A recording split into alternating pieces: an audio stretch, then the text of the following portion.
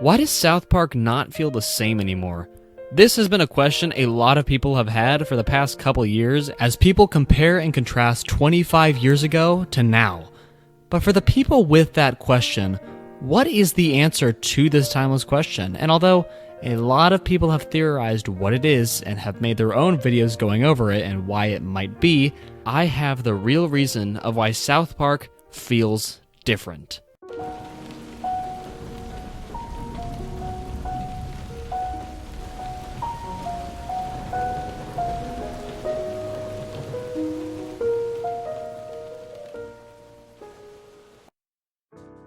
Please subscribe and show your support by liking and commenting to follow what I do next, whether it's South Park or another interesting subject based on around movies or shows. Thank you. I just want to say, I actually don't think the new special is that bad. I think it's actually kind of funny at times, but it does have its moments where it's just like fully set with throwing its messages in your face.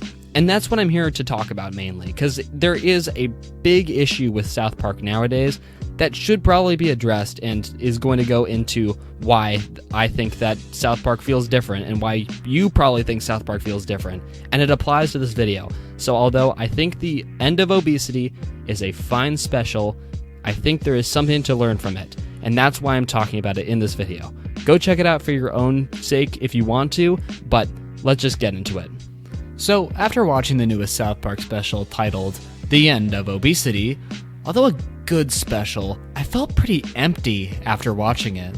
And I think it's ironic that this special made me not really crave any more South Park after it was finished. Like, it's a fine special, but this special is also the answer of why South Park feels different to all of you. Back in the day of the comedy gold era South Park, which is the South Park you see on TikTok a lot, by the way, go follow my account.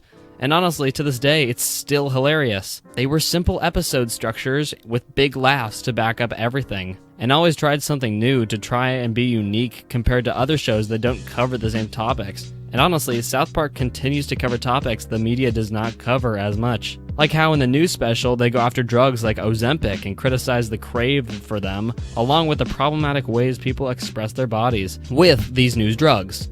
Which is actually something that was touched on before on the episode Stupid Spoiled Video Playset from Season 8, where they criticized the new fashion that younger kids were taking part in and completely ripped it to shreds. So what am I trying to get at? Well, Stupid Spoiled Video Playset was an episode fully centered around fashion, while the newest special is not only covering the fashion, but also how it relates to drugs, which how it relates to the American healthcare system.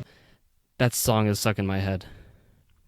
Don't add that in. And what seems to be an issue is that they are cramming a lot into these episodes and trying to get everything out of them.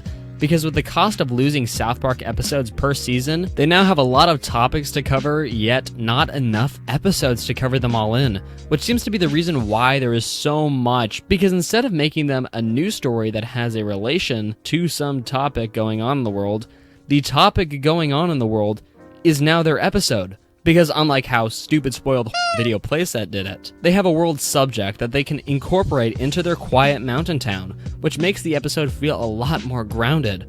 While now, we have an even bigger problem.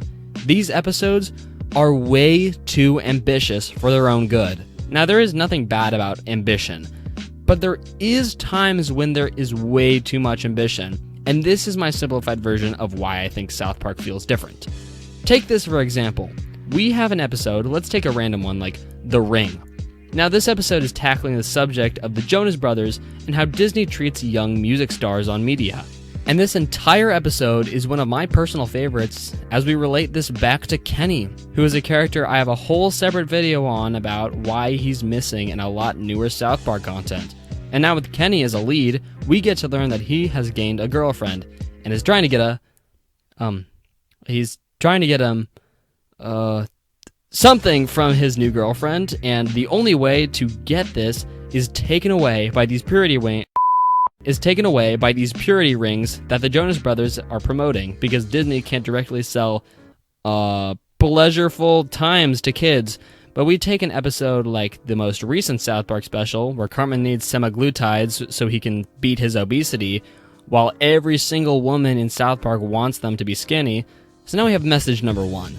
Then we have the fact that the American healthcare system doesn't let Cartman get these drugs as a part of insurance because they don't think obesity is a disease or something, and it would cost him $12,000 monthly to get them. So they have to go through the system to try and convince insurance to let people with obesity get these for free, blah, blah, blah. Now that's message number 2. Now we have Randy thrown into the mix, and his entire purpose is to realize in the end of the special that drugs are bad, okay? And then the entire episode practically ends. So, with these 2 summaries of these 2 episodes, just to elaborate so we are on the same train of thought, The Ring is a great episode to look back on because it's simple, yet still delivers a message. And whether or not this message still applies to today, it's easy for someone to wrap their head around it, even if they don't understand what sparked this episode to be made. The over-ambition of these new episodes is the downfall of why it doesn't feel the same anymore, because their episodes are a lot more complicated and don't focus on the comedy as much as getting their multiple points across, which makes the show completely different than the show we had back around 25 years ago. And the sad part is how for South Park to feel the same again is only if we adjust our standards and expectations, almost like we're taking Lizzo. I mean, okay, I'm just saying, this new South Park episode is actually like kind of ironic to this video, but come to terms with how South Park is much different now, and that the old South Park is far gone, no matter how sad that is.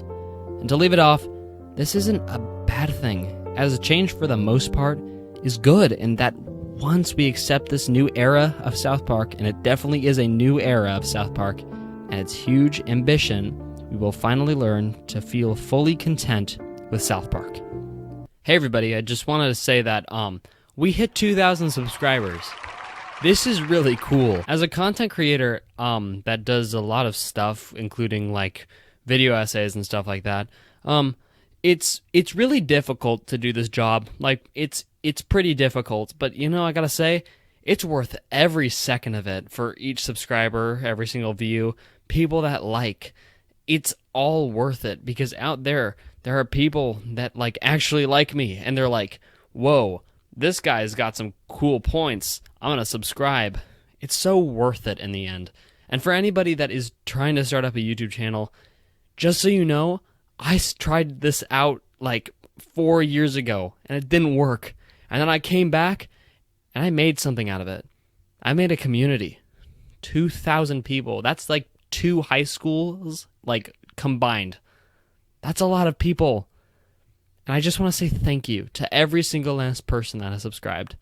You all mean so much to me, and I can't wait to see what we do in the future. I got a lot of stuff planned. It's a bright future, everybody. And I thank you all for coming along with it, because it's still going on. Thank you, everybody, for watching. I'm Enchanted. Bye.